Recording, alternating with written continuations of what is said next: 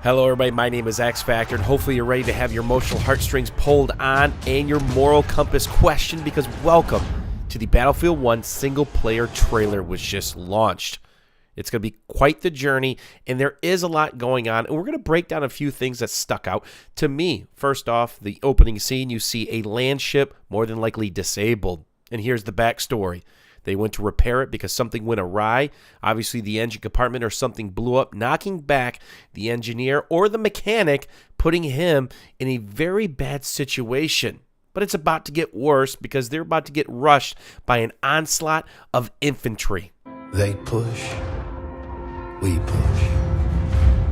That's a powerful saying, and also how it was said. That's an individual who's been desensitized to their surroundings because of what they've seen, what they've heard, and what they've been ordered to do on the battlefield. And think about what's available in World War I. It was very brutal, very close quarters. Lots of times you're just grasping onto things to defend yourself or to finish an enemy off, only to have to look them straight in the eyes. The question was, are they emotionally gone? Were they afraid? Were they trying to fight still, or had they given up a long time ago? Every once in a while, we push hard enough that the light breaks through the clouds and a world beyond the war glimmers. Behind every gun sight is a human being. We are those people. A world beyond the war glimmers for those who survive, for those who sacrifice enough people die, whether you're pushing on an enemy front, clearing a town. You get to remember what it's like to be human and not bombarded and under fire or threat at any moment in the day. Maybe it's the little nuances of those days that you're looking forward to. Maybe a handshake, maybe a smile, or a simple conversation. That is what you're hoping for. And we get to see a glimpse of our tanker crew throughout this story. More than likely building up those bonds of friendship and camaraderie. And at the end of the day, when all is lost, you still have each other to fight for and protect, which can definitely help keep you going in such a time and a place. But it seems like Battlefield 1 is going to have multiple parts to the single-player campaign, as you see a couple British pilots getting into an Airco de Havilland plane. Promise me that you'll get me back in one piece. Okay, I promise. Come on! We continue with the pilot's backstory. Bonds and promises are being made. More than likely, they're thinking about their wife and potential kids back home, wanting to see their family and friends again. Sick and tired of the war. But something goes horribly wrong. And here is the moral compass of mankind. This man is clearly given up. The pilot starts to take a swing, but he stops, realizing the humanity and the moral compass of the situation when that man, more than likely, has made the same promise to somebody else and has family, friends, and loved ones back at home as well. You may find you're out there all alone, and you know that. You can never stop the progress of machines!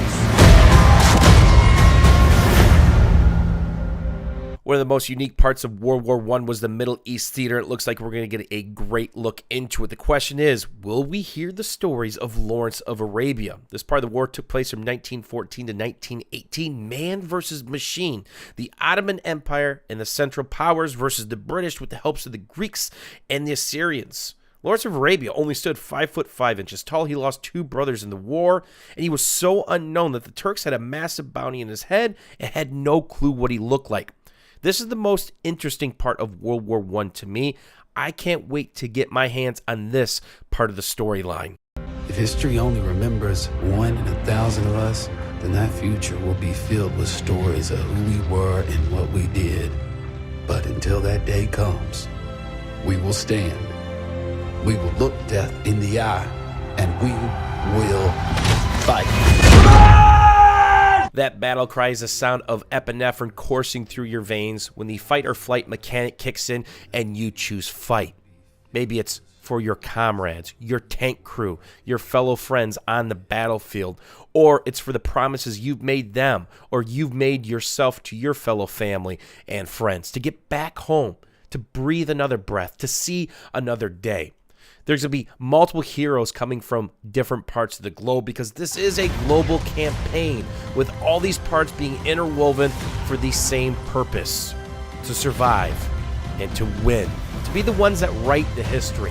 And that's why I look forward to playing the Battlefield 1 campaign. I haven't really been interested in previous campaigns of the Battlefield franchise, but they've done an extremely good job, not only on the graphical and audio side, which we know DICE is very well and capable of, but of pulling on the emotional heartstrings of what it's like to be a human in a dismal time and a dismal place. But the entire campaign won't be about the terror and the frightening side of war. There will be fun to be had. And there you have a first snippet at reconnaissance, which actually existed back in World War I. It was a big part of it, actually, as seen here by a stationary and mounted reconnaissance camera on a British plane.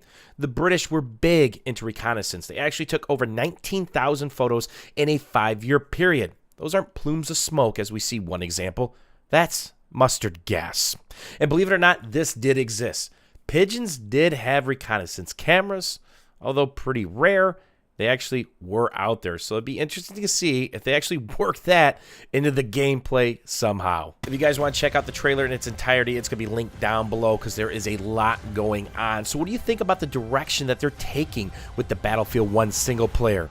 You could actually feel the weight of some of these decisions being made. Let me know what you guys think. Thanks for watching and hanging out, and we'll see you guys soon.